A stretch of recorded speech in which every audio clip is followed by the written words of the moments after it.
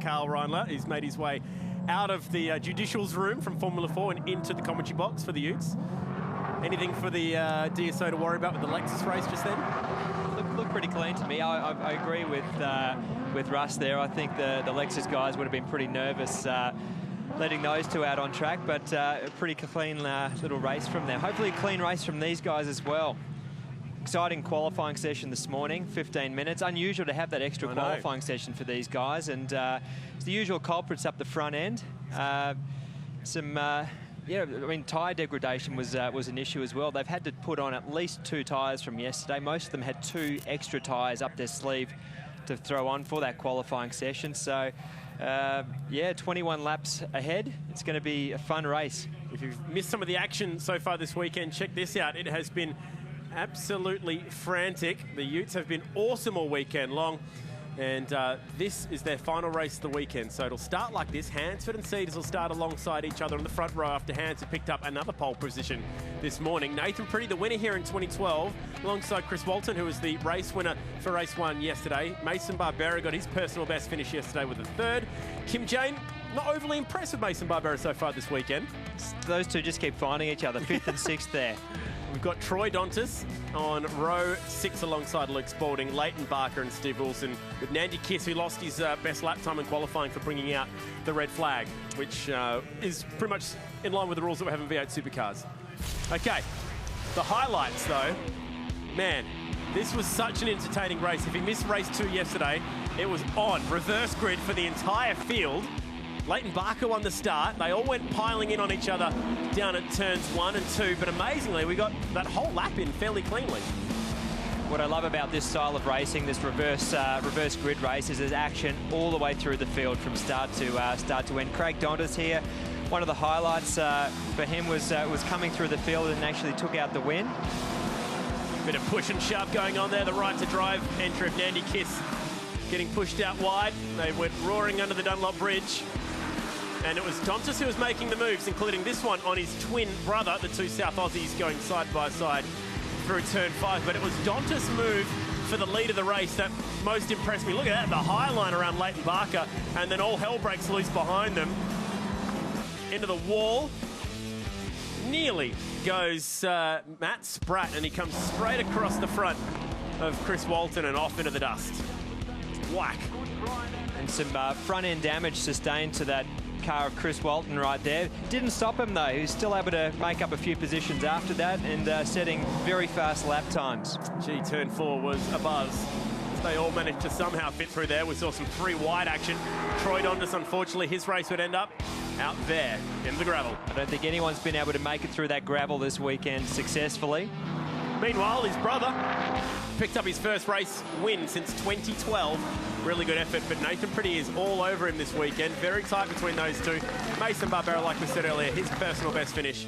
And Chris Walton somehow driving that very damaged car home for 4th. Now, the Cedars racing team have been hard at work helping Walton out to fix that car overnight. Am I seeing things, or did I not see Ryan Hansford on that shot just then? He's just too far ahead of the field, that's what it was.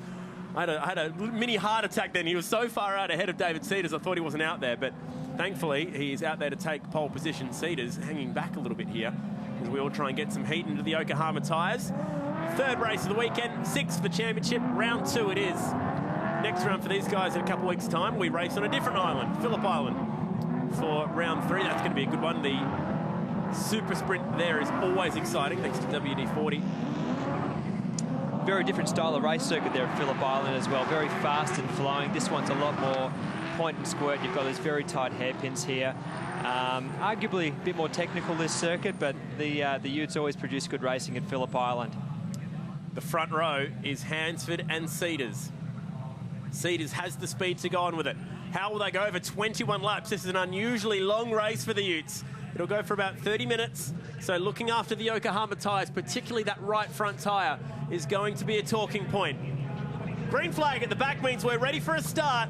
Hansford versus Cedars on that front row. Watch out for Walton. He's usually killer off the starts. Oh, but that one he missed badly. And Kim Jane goes straight to the inside. Swings through to take 4th. Walton with some work to do here. He's got Mason Barbera, his teammate, up the inside as well. Should be able to fend him off unless Barbera can hang there and have the inside line for turn 4. He needs a little bit of overlap. Has he got it? I think he might have. He's got enough overlap there. So this will be the telling point here, Carl, down at turn 4. Walton might get shuffled back all the way to 6th. And Cedars won the start, by the way. So Cedars beats Hansford to the start of the race. Oh, that's tight. The winner of the start in race 1 is a bit of a wave there between Barbera and Walton. Went on to lead every lap of that race, so it's an important lead for Cedars at the moment, but he's carrying 40 kilos ballast in that car because it's leading the championship. That in itself is going to be pretty tough on these tyres. That extra 40 kilos, you wouldn't believe the difference it makes to the degradation of those tyres. So he'll just be trying to nurse them. He's in a prime position there, leading the pack. He'll just be concentrating on being as accurate as he can, hitting all those apexes and not making any mistakes, especially through this turn 1-2 complex here. It's so easy there to pinch that front right tyre over that little hump that you can see. Great start for David Cedars, the man from Western Sydney. Leads the pack. Barbera and Jane version 2.0. It's on again. They were into each other yesterday. Running into each other. It's funny how these little rivalries happen over the course of a race weekend. You seem to find the same people every session, every lap. It makes it a lot of fun out there. Rivalry at the different end of the age scale, anyway, between those two. With Kimbo, well, he's a few years on Mason Barbera, who's only 18 years of age. Steve Wilson at the back of the pack behind Leighton Barker. Replay at the start. Let's just watch the front two here. It's a great start there by Dave Cedars. Also, Nath Prudy off to a great start. Kim Jane. It was all the Holdens that got the good starts, funnily enough. Another pole position for Ford, though. They just the Holdens just don't seem to be that dominant in qualifying trim here. Okay, let's have a look at this one. Any jump starts to worry about? No, everyone looked pretty even there. Everyone except the Bushranger unit, that went nowhere. Hansford was pretty close to doing a jump start. He was actually rolling. The question is, was he stationary when the lights went off? That's the key thing with the jump start. You can see here he was rolling. Oh, that's a tough one. It's wouldn't like to be in the steward's position right now, trying to judge whether it was stationary or not. Let's leave that up to them. Okay, Matt Spratt in the 44, Kiwi, in his first race meeting here in Australia, side by side with Danny Bazadzik, bit of a Utes regular. Danny's been having a great run this weekend. Yeah. He's certainly been getting his elbows out and rubbing paint with a few of these guys out there. Cool story behind Matt Spratt. Last year was his first ever year of racing. He grew up a mad V8 supercar fan. He was a huge Scafie fan growing up. Always wanted to be a race car driver. He was a businessman. Actually invented the spray that they use on kiwi fruits over there to stop them from getting the PSAV virus, which is big news in New Zealand. We're going live in Sky this weekend, by the way, Carl, so all of Matt's friends are watching, including Peter Ward, who is the usual driver of that car. So, big hello to everyone back in NZ. Oh, Stontis just gives Walton tiny touch. Bit of a tickle up through turn 4.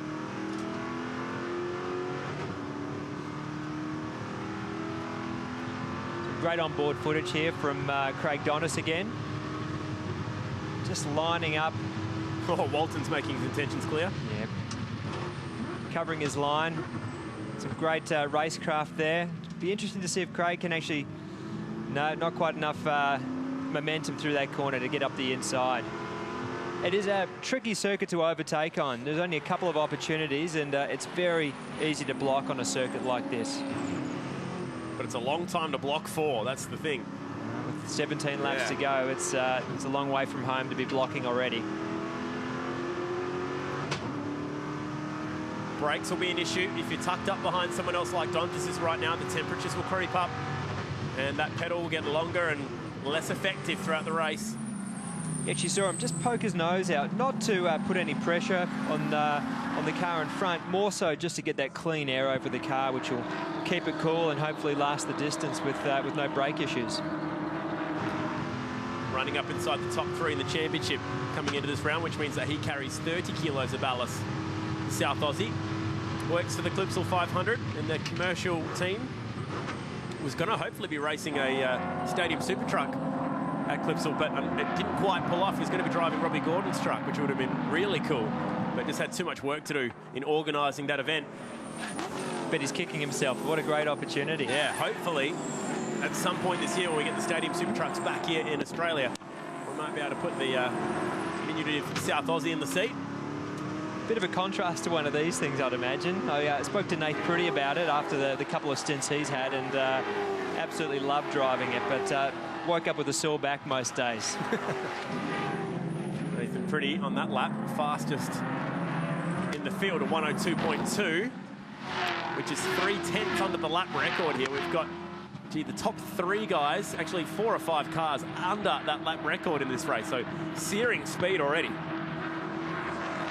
And the track's in great shape at the moment. The cars are quick. You know, it's amazing how quick these cars have come in the last 4 years since we were here. 2012 was the last visit for the Utes to Symmons Plains, and significantly quicker. Went faster again this morning into the 101 brackets, and Nate Pretty getting pretty close to those qualifying times. He's only actually probably 2.5 tenths off his qualifying time from this morning, so setting some blistering times out there.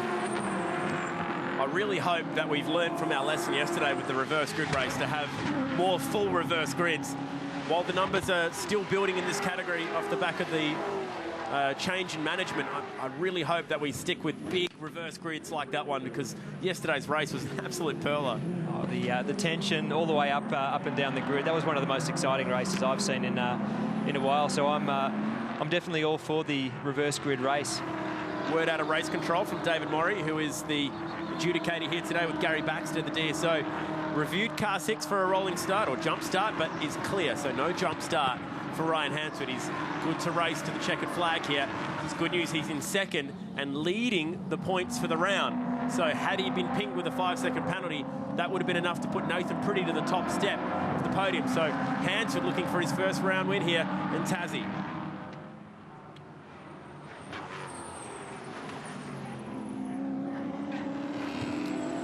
Hadn't had to wait long for his second pole position in the category after getting one on Friday. He broke through for his first ever round victory in Homebush last year. 6 podiums in the championship before. Hansford trying to continue on right now as we dive under brakes down towards turn 4 once again.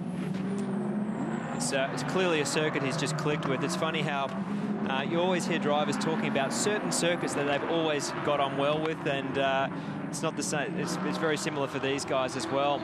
Interesting conversation we had a few years ago was clockwise versus anti-clockwise circuits, and you'd find there was a bias one way or another, and yeah, I don't think there's any rhyme or reason to it. It's all in the head. I think Kim James really started to find some speed as Walton from way back picks off Barbera. Barbera never even had a chance to cover the line. He just didn't think that he would even be close enough. That was a really good move under brakes, and importantly gets a bit of clean air here, so it should help those temps to cool down at the front of the car, even if it is just for a little bit.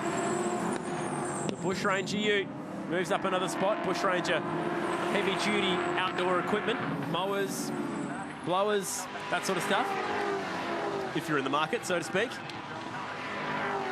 Jeremy Gray's been a little bit quiet this weekend, just sitting back in 8th, going about his business, collecting some points.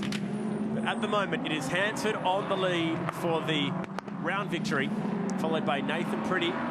Chris Walton and Cedars equal, so that should go to Cedars on a count back here by leading the final race of the weekend. But a long way to go, not even halfway home here in the final race of the weekend. We go back on board with Dontas.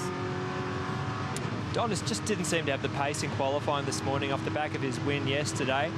He's sort of status quo out there at the moment, P7, but very close with the group in front. If he can look after his tyres, I have no doubt he'll progress up the grid. Top 3 not letting each other get away here. Pretty closing up in the Burbank Homes entry. Bit of a race 3 specialist, Nathan Pretty. Really good at looking after the tyres.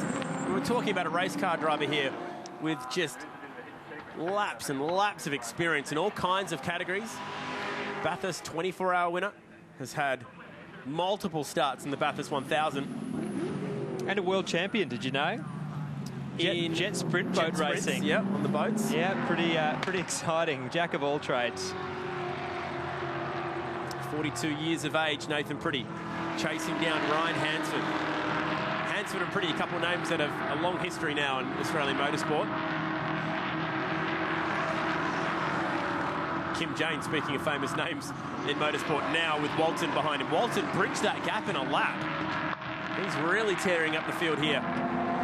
His late race speed or mid-race speed starting to come alive here. I reckon he started with some really low tyre pressures, which would explain why he was a little bit docile on those first couple of laps, but he's really coming on strong now. Yeah, I just wonder about Cedars, actually. He's dropped good half a second off the fastest lap of his race.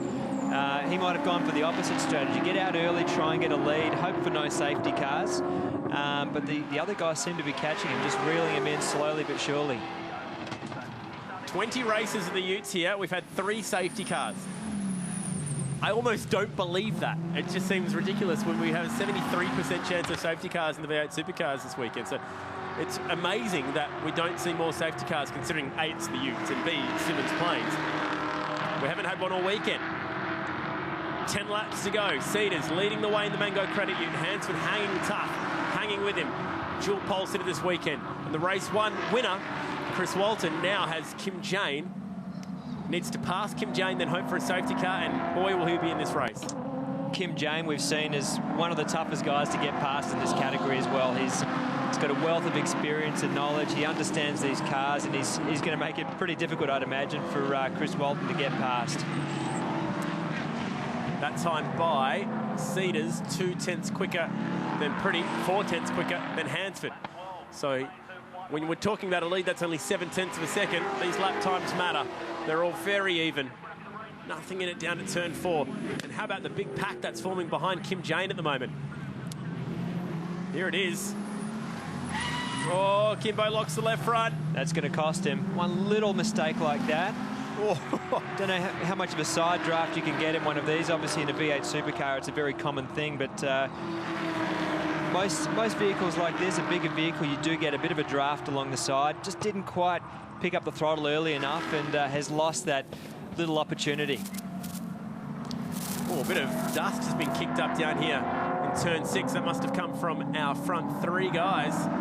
So someone's dropped a wheel off, but doesn't seem to be any change up there at the moment. If you've just joined us, this is the final race of the weekend in the Australian V8 Utes. We check out a replay of Danny Bazadzik backing her in down there, going off and wide. Troy Dontis goes to the inside. That level of dust that we saw down there could have been from that moment. Oh, Kim Jane gets horribly awkward at the exit of turn 2. Walton pounces, but can't get to the inside of the racetrack. You can see Kim Jane really starting to battle with that car. You don't want that with 9 laps to go. You saw how loose it was coming onto the straight before. Round the outside, using the banking there at turn 4. Oh, that's a lovely move. Great exit as well. I think he's got it done. Wow, that's good. What I love about this track, probably more so than any other track in the country, we see drivers passing each other on the outside. Very cool to see. Very difficult to do. Kim Jane wants that spot back. Walton just needs to cover off the inside here. He's got the car speed to drive away from Kim if he just survives this little battle here, which he has. Should be good to move away here. Walton's leading the Pro-Tax Tour at the moment around Australia as well. The Pro Rotax Tour in karting, which is pretty impressive. The World Finals for those guys in Italy in October clash with the Gold Coast. So if he was to win that championship, he wouldn't even be able to go and compete at the World Finals. It's a tough predicament. I know where I'd be headed. Straight to Gold Coast. We do love the party on the Gold Coast that we get in October for the Armour All Gold Coast 600. It's part of the Pertec Endurance Cup. A little mini enduro for the Utes. Nathan Pretty was joking, said he was going to put a cool suit in and run a dry ice system in this race. He reckons that they might need a set of defibrillators in pit lane for a few of the older blokes that aren't used to running half an hour racing. Yeah, we do know Nath is a real practical joker. He can turn it up. Still no change at the front 3, but there has been a change for position here as Walton moves to 4th.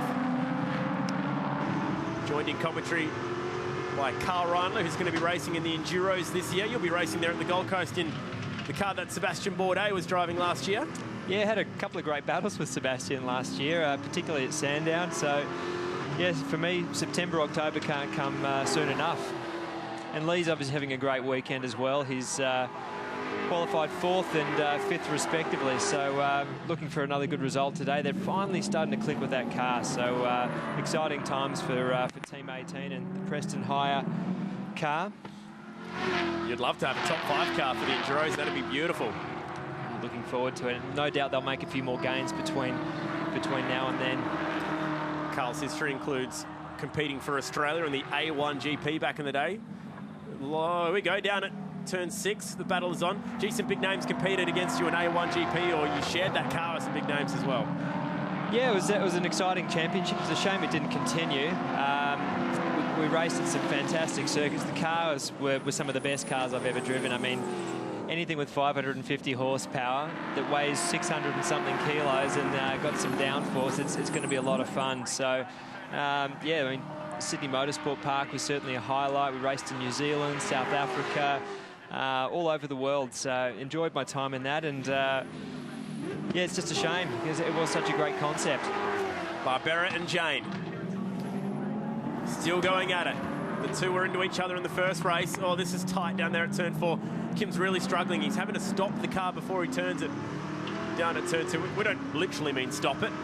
It's a race car expression for getting the thing pulled up before you make a corner under brakes. So a pretty fierce rivalry between Mason Barbera and Kim Jane there. I think the eyes will all be watching these two as they battle it out the next couple of laps. Kim really starting to struggle with that car. You can just tell it just looks loose on track. You can see inside the car the wheel work that's going into it. It's not normal. It shouldn't be that difficult. Oh, sliding up and over the hill. A little bit of a rub there from Barbera. He's starting to get impatient. He's got Dontas and Gray in behind him. They'll be looking to capitalise in the event that there is some contact between these two.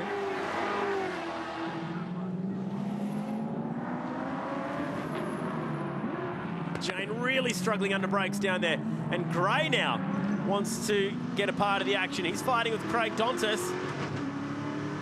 Dontas having a quick glance in the mirror, making sure that he's got enough space as they approach the very long, wide-open turn 5 corner. Absolutely flat out in one of these cars. You just kind of got to pick the line through there that scrubs as little speed as you possibly can. Just a little bit of breathing room here for Symmons. He's opened up a second lead. Someone was squealing tyres out there then. It sounded like it was all happening. The multi-spares unit hanging tough. And that was, oh, it was Jane. Uh-oh. You thinking what I'm thinking? I think I am. B2. I think it might have involved this guy. Yeah, well, I'm looking forward to seeing a replay of what happened down there between Mason Barbera and Kim Jane. It's also worth mentioning that if Nathan Pretty can pass Hansford, that will be for the round win. So there's a lot on the line there between Pretty and Hansford. His team will be telling him to push because if he can jump Hansford, now that we have a better idea how the points are looking at the end of the round with only 4 laps to go, it will be for the round win. But something's happened between Mason Barbera and Kim Jane. And luckily for one of them, we don't seem to have the evidence of it. Or do we? Here we go. Oh, there's evidence. Oh, wow. Yeah, my gut feeling says that was probably Barbera's fault there. Just carrying a little bit too much speed, couldn't pull it up. The fact that he was nowhere near the apex just drilled Kim Jane right in that rear left quarter panel. I don't think Kim Jane will be too impressed with him. I'm sure Gary Bax is going to be quite busy up there for the next half an hour or so. Well, he got away with the first one on Friday, but or yesterday actually. But Kim's a big bloke. I wouldn't like to be getting on the wrong side of him, to be honest. Just looked like a bit of a reckless mistake there. This is that battle for the round win.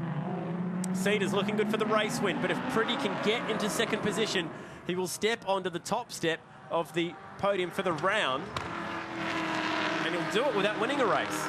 Ironically, he was the last person to actually achieve that at the Gold Coast a few years ago. Consistency pays in every category, so it'd be nice to see Nathan take out the round win. He's got some work storm down there. He's got some work to do, yeah, because Hansford is still incredibly fast, setting some pretty quick sector times. Is there a last twist in the tail here in Tassie? Cedars leads us across. 2 to go. Tyres, brakes, they're all worn out. This mini endurance event for all the youths had a separate qualifying session this morning. 21 laps. These guys have been in these positions virtually since the start, proving that qualifying was oh so important. Cedars under brakes, looking for another race win here. He will miss out on a podium because Walton, by getting 4th position, should be doing enough here to step onto 3rd on that podium. But a race win is a race win. He'll love to get one here. This is Kim Jane, who should be down a lap here. He is a lap down now. He's got Dontis with him, and in comes the 17. Now, is that a drive-through? Looks to be a drive-through penalty. He's only been in the pits for 35 seconds, so they call him Boom Barbera. He had to race extra hard in karts because he was a bigger lad. He has a big frame, as Mason. So to go quick in karts, he needed to really push hard. We're now on the final lap of the race. Cedars, Hansford Pretty. It's funny how often these guys live up to their nicknames. I love that they've got nicknames like this, and they promote it as well. I think it's a really cool concept with this class. Nathan Pretty trying to get up to the back of the tailgate in front of him. Couldn't quite get there. It looks like he's struggling a little bit for rotation at that hairpin there, which is obviously affecting his exit. It just seems to be losing out, and he's really missing out on probably one of the best overtaking opportunities because of it. Oh, Jeremy Gray trying to get one here. Now, if he can hang there, he should have the overlap and the inside line for the last corner of the race. That's one to watch out for. They are fighting for 5th position, but this is the last corner. Oh, Pretty wants the round win. He's hounding the back of the multi-spares ute. He got close enough to give him a shot, but not a shot to get the win. And Hansford hangs on for the round victory. Cedars gets the race win. Hansford has won 2 out of the last 3 rounds. He is really coming to life. And Jeremy Gray did get Dontis. Got it done, second last corner. Excitement the whole way to the flag. Matt Spratt comes home for 7th. That's his best result. Really good effort from the Kiwi. Luke Sporting, that's a really good effort for 8th. Troy Dontis and Danny Bazadzik round out the top 10. So Cedars wins the last race of the weekend. These guys still fighting for position. It's Nandy Kiss and Leighton Barker, 11th and 12th. Interesting to see Mason Barbera ahead of Kim Jane in the results. There's probably not a lot of justice in that, but there's a standard penalty to serve in the event of avoidable collision.